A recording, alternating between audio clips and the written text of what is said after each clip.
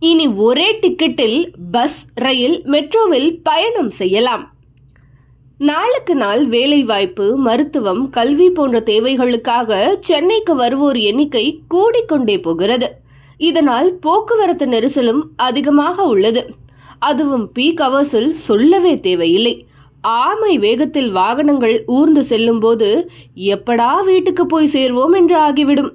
சென்னையை பொறுத்தவரை விளிம்பு நிலை மற்றும் நடுத்தர மக்கள் மாநகர பேருந்து, மின்சார ரயில், தற்போது மெட்ரோ ரயில் என பொது போக்குவரத்தையே நம்பியுள்ளனர்.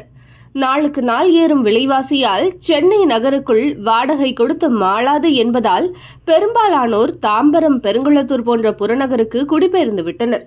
பணி நிமித்தமாக சென்னைக்கு வர பேருந்து, ரயில் மற்றும் மெட்ரோவுக்கென தனித்தனியாக பாஸ் எடுக்க வேண்டிய நிலை இருந்தது.